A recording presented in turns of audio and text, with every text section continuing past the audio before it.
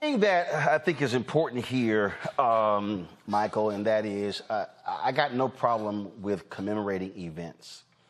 But I believe that there has to be other things around it. So, for instance, every year people gather in Selma to commemorate Bloody Sunday. Yet people come there. Actually, they don't even spend money in Selma. Most of them stay in Montgomery. And, you know, I've said that if you go back next year, there should be a call, there should be an economic summit there. Because economically, Selma looks like it did when Bloody Sunday took place. When I think about people when they go to Memphis to commemorate Dr. King's assassination, the focus is not on economics. It's just looking back. And, you know, the thing is, if we have the photos show it today, a number of different civil rights organizations, about 12 of them, met with the Department of Justice. They also had a meeting at the White House. And so, you know, those things are important. But I think what is critically important is for the people to be given an agenda. It's great to come there for a day of speeches, but the March on Washington for Jobs and Freedom had an agenda and a purpose attached to it. I'm going to discuss this Sunday on the African History Network show because this is so important. I hear a lot of people talking about commemorating and rededication, things like this. That's important, but you have to understand the history that caused the need for the March on Washington. They didn't have a march because they were bored. Okay. And this was a continuous fight by African Americans. And, you know, A. Philip Randolph and Brother John Lewis, two members of Phi Beta Sigma Fraternity Incorporated. So you got two members of Alpha Phi Alpha who were Big Six. Yeah, of course. You want to slide that in. Go ahead. And you got, well, hold on. I just want to make sure, we want to make sure this is historically accurate. No, it is historically accurate, but it was led, but the person that remembers the Alphas. Go ahead. Remember, A. Philip Randolph is trying to do that for decades. Okay, keep that in mind. You said tried. You said tried. Well, he called it off. Remember, 1941. He was going to have your point, Michael. You ain't gonna win this one. You ain't gonna win it. So yes, I will. Yeah, because he forced. That's how you got Executive Order 8802. He forced the hand of President Roosevelt. He threatened to put 100,000 African Americans marching on Washington. 1963. Michael, keep going. Keep going. You ain't gonna win this one, Michael. All right. Okay. You ain't gonna win it. What happens is, you know, the biggest thing that people probably remember from August 28, 1963, is Dr. King delivering the speech, "I Have a Dream." The problem is that wasn't the name of the speech. It wasn't called "I Have a Dream" till years later. The original name of the speech was "Normalcy Never Again," and then it was called "Normalcy No More." Normalcy No More. Normalcy No More. Then a cancel check, because Dr. King and others, they were challenging the John F. Kennedy administration to hold them accountable to what he said, a promissory note given 100 years earlier. They're talking about 1863, the Emancipation Proclamation. And if you actually read the speech, you can probably go to archives.gov or Library of Congress or the King Center. You read the speech. He calls out police brutality. He calls out segregation, poverty, racism, discrimination.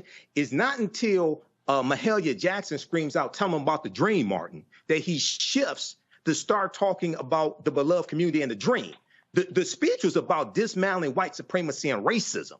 This is what he's talking about in the speech. And lastly, if people just read the Clarence B. Jones, who was one of Dr. King's speech writers, who helped write that speech.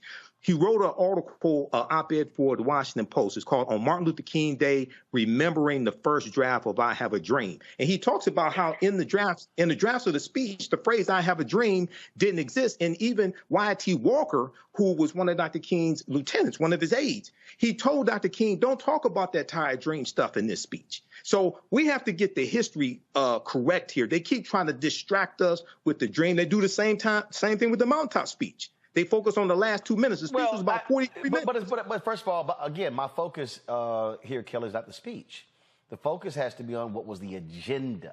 And the agenda, all the speakers, and what the focus was to, again, deal with economics. And what I'm saying is when I attend a lot of these commemorations, we cover them a lot, but frankly, I haven't for a number of them because for me, what is the agenda Monday? See, again, first of all, the actual anniversary is Monday, but the events this weekend are fine. The gathering is fine, but what are we asking our people to do on Monday? That, to me, is what's most important. It is most important. With anything, you need to have a call to action. And the call to action every year when it comes to the March on Washington, in my opinion, and I don't mean to belittle it whatsoever, but in the grand scheme of things, outside of the day itself, it just feels like the call to action is to come back next year. And that's just insufficient. Like you said, there needs to be an agenda, but not only what the original agenda was, like you said, the initial title or name of the march was for freedom and jobs, or for jobs and for freedom. And especially in the Black community, which is what the focus of this march was at the time, we need to expand that within those two titles. We need to expand that to include the LGBT community. We need to expand that to truly include Black women. We need to expand that to include all Black people, because at this juncture in time, all of it matters. Well, actually, but the original march was for Black people. And it actually included Black gay people because one of the co-organizers was Byron Rushton. And I understand that. That's my point. But what I'm saying is that has been overlooked. And we need to reintroduce that into the agenda for this year and the years to come. What has been overlooked? The fight for Black people? No, the fact that that Black women were involved, that queer people were involved. We don't talk about that enough. In this conversation, yes, we do. But in the grand conversation of things, this is still a very little. The point about first of all, the point about the inclusion of women, they were actually not included. Women were on that particular day. Daisy Bates spoke. There was a pre-program. And the reason she spoke is because Merle Evers was actually elsewhere. But on the actual number of speakers for the official program, they were all men. And so one, that's case. A. Philip Randolph and Bob Rushton were the co-chairs of it. The thing for me is, again, I don't mind there being events commemorating. And there are going to be a plethora of speakers who are going to be men, women, young folks, gay folks, single folks, married folks. It's going to be a plethora of people. What I still believe is, what I'm still looking for, and I haven't seen it, that is of the organizers of this, okay, what are we asking people collectively to mobilize around come Monday? See, to me, I think the mistake with a lot of these events is that they're just a flashback. They're a look back. It's a reason to gather. I'm always saying, okay, so like when somebody call a meeting, my first thing is, why are we meeting? Like, why are we here? And that to me is what I struggle with for a lot of these commemorations. I'm not talking about just, I'm trying to expand this, not just this, but I mean, I can bring up a whole bunch, and I get the phone calls and they're like, hey, Roland, can you guys live stream? Can you cover it? And I'm going, okay, what are we doing? What's the purpose? What's actually behind this? The activity with for me here, Matt, is like, are there particular bills we're asking our people to push them on Monday? What are we asking Congress to do? What are we asking state? And look, all of these folks, like first, I would love to ask them. I'm going to send a text in a second. So they met with the Department of Justice. I would love to know, did the 12 civil rights organizations request a meeting with Republican House leadership? And what did they say? So for me, and again, so I would love that, because if the Democrats said we'll meet and the Republicans didn't, why not? That's what I'm arguing, that too often with these commemorations, they are events for us to gather. But I just think we got to be pushing our people to what's next? What's the agenda? What's next? What's next? What's next? I appreciate flashbacks. I appreciate people who are going to recount what Dr. King said and what it meant. I appreciate that two of his three children, we know Dexter not going to be there. So MLK III and Bernice are going to be there. But I'm like, okay, why are we mobilizing all the people together to do what? Well, first, I'll say my youngest son is the namesake of Bayard Rustin. So I'm glad you brought up Rustin's name because his is just as indispensable. But beyond all that, you know what else we have to stop doing, Roland? We have to stop allowing people to join us at commemorations who the rest of the time stand in the way of the progress of what the march and other such events are for. This is what I hate about MLK Day and all of the other events that we have is because the same people who vote against our ability to vote go and then lionize Dr. King, despite working intently against exactly what he fought for. So commemorations are pointless if not only to your point, we're not going to have a campaign, because if you look historically, that's what was engaged in. That's what Reverend Barber is doing these days. That's what people are doing is campaigns, not just point in time events. But beyond that, we cannot allow people to have a seat at the table who actively work against our interests. And the reality of that is that's exactly what we see with Congress. Every time something's not passed that helps the people, we shouldn't allow that congressperson to be at the next commemoration. But too often we, I think that proximity to power is going to make us have progress that we demonstrably don't have. And I'm not the one making policy, but to me, I don't know why we keep inviting people to the table who are not sharing the meal with us. So when it comes to commemorations, not only do we need campaigns, but we need greater accountability. Because if you're going to be at the table with us, then it's incumbent on you to make sure that going forward, this agenda actually materializes into better lives for people. I'll give an example, Kelly. Who the hell turned MLK Day into a day of service?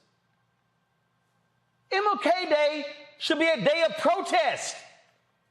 MLK wasn't sitting here saying, hey, go contribute to the food bank and go serve some meals. No! The man was fighting, advocating for change. MLK Day should be a day where there are massive protests around shit you care about on that day. Right. No, you're absolutely right. It is unfortunate that the whole premise of MLK Day has frankly been bastardized and diluted over the years, because the fact that there was a holiday at all dedicated to MLK was a form of protest, was a form of resistance.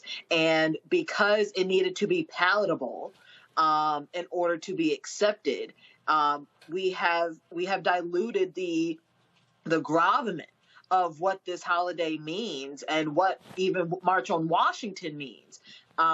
Because note how we don't say March on Washington for jobs and freedom. We just say the March on Washington. And we don't talk about the other speakers of that day. We only talk about the I Have a Dream speech.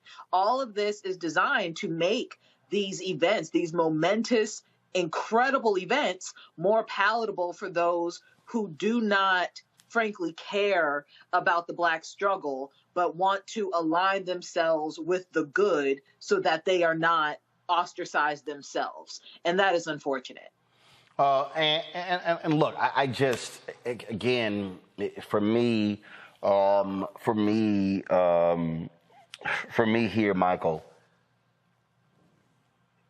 tomorrow's commemoration should be followed up with calling on every follower of every organizational leader that speaks tomorrow to blow the phone lines of Congress up, demanding a living wage, $15 an hour. Again, it was called the March on Washington for Jobs and Freedom. Tomorrow should be saying, come Monday, we are going to have our folks hit every House Republican, every Republican state legislature when it comes to fighting against these voter suppression bills. and Monday should be a renewed call for President Joe Biden to publicly demand for Congress to take up the George Floyd Justice Act this year as well. Why? Again, I'm mentioning three very specific themes that were in that particular speech that MLK gave. I just don't want to see folks tomorrow gathering just to gather in the heat. Yeah, so Roland, this is an example why this show is so important, because I've seen coverage in mainstream media of the 60th commemoration, and they didn't go in depth like this. So hell no, because they full of shit. Number one. Well, I'm talking about even when they have civil rights leaders, black civil rights leaders. I'm not going to call them. What? No, they're full of shit. I'm telling mainstream white media loves performative Negro events. Right. And they go there so let me tell you how this goes. They go, okay, so we want to get a couple questions. So so-and-so, how does it feel to be here in the same place Dr. King gave his speech in 1960? Exactly. And then they go, is his dream still alive? And then like and then if you go, have you read the speech? Right. Well, exactly. No, I'm just asking questions. I just want to get, about 30 seconds. If you could just sort of speak about, then it's like, were you there? Like, no, I was born in 1968. It was like, speech was in 1963. I mean, that's literally what they do. And so it is not designed for any nuance. And they damn sure don't bring it present day. Exactly. So a few things here. Number one, yes, there has to be marching orders.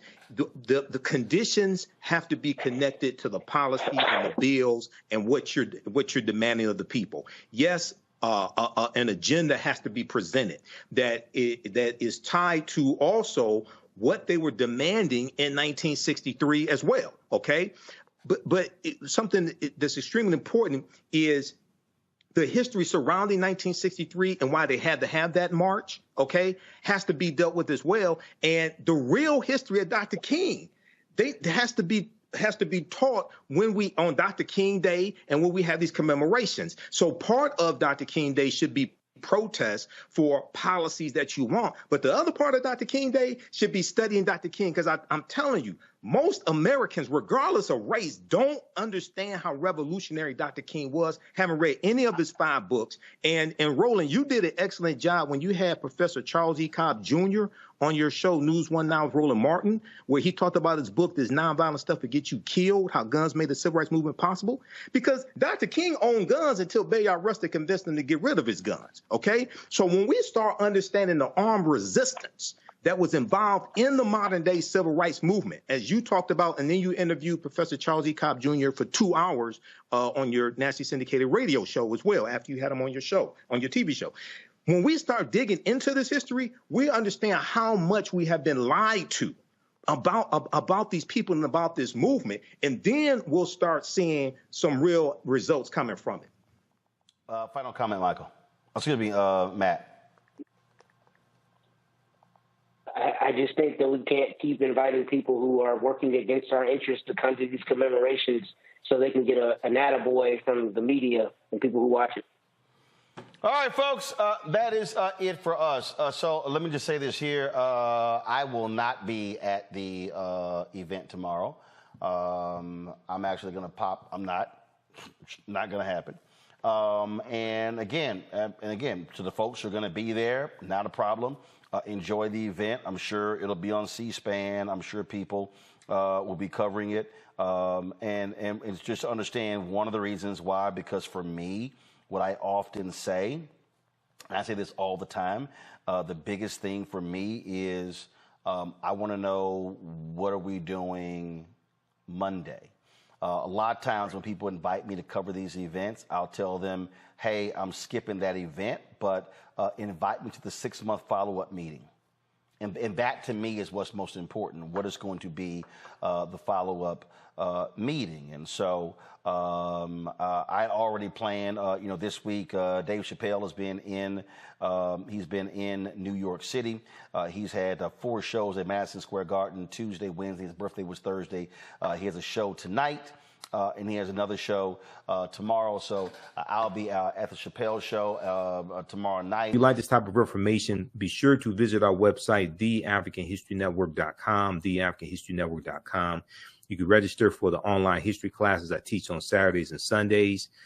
Scroll down the page as information about our radio show, Sundays, 9 p.m. to 11 p.m. Eastern Standard Time on my social media platforms and Blog Talk Radio. Saturdays, 2 p.m. to 4 p.m. Eastern Standard Time, I teach my flagship online history class. It's a 12-week online course. Ancient Kemet, one of the original names for Egypt, the Moors, and the Ma'af, for understanding the transatlantic slave trade, what they didn't teach you in school. The course is on sale. It's more than half off. It's on sale only $60.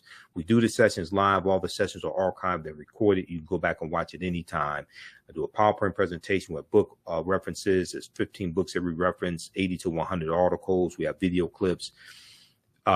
We do the sessions live. All the sessions are archived and recorded. You can go back and watch it anytime. So even after the class is over with, even after the 12-week online course is over with, you still have full access. You can go back and watch it a year from now, 2 years from now. You can watch the entire course.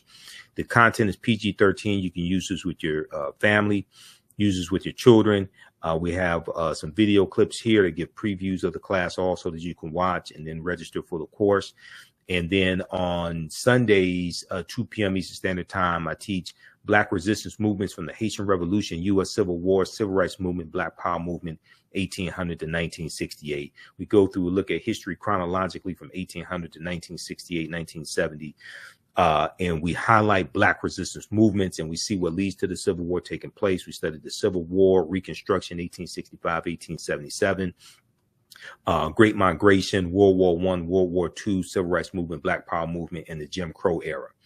Okay, to understand what happened to us after slavery ended, what were the laws and policies put in place to bring us to where we are today, to understand where we need to go from here. And your understanding of politics is directly related to your understanding of history, especially the last 500 years of history. Okay, so you can register for those classes at our website, theafricanhistorynetwork.com. Also, if you want to support the African History Network, $ the AHN show through Cash App and through PayPal, paypal.me/the AHN show. And when you click right here, it takes you right to our QR code for Cash App. $ the AHN show, SHOW. When you go to it, it'll say Michael. And this helps us keep doing the research, stay on the air, keep broadcasting, pay some of the bills, keep financing the African History Network. Follow us on our Facebook fan page, The African History Network, our YouTube channel, Michael Imhotep, IMHOTEP. Turn on live notifications so you know when we go live, and follow me on Instagram as well at Michael Imhotep on Instagram. All right, hopefully you learned a lot today. Remember, right knowledge corrects wrong behavior. It's not over till we win. Wakanda forever. We'll talk to you next time. Peace. Is your child struggling with reading, writing, learning loss, and a culturally irrelevant curriculum?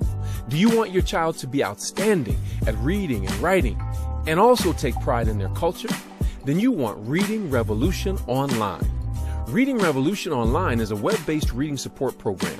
We serve scholars in grades K through 8, and through our innovative approach, we help them build reading confidence and cultural identity development, equipping them for success in school and life. They learn about Black heroes and sheroes through captioned videos, reading selections, and other activities. Reading Revolution Online is an experience for the whole family. Do it for the culture. Go to readingrevolution.org and get your membership today.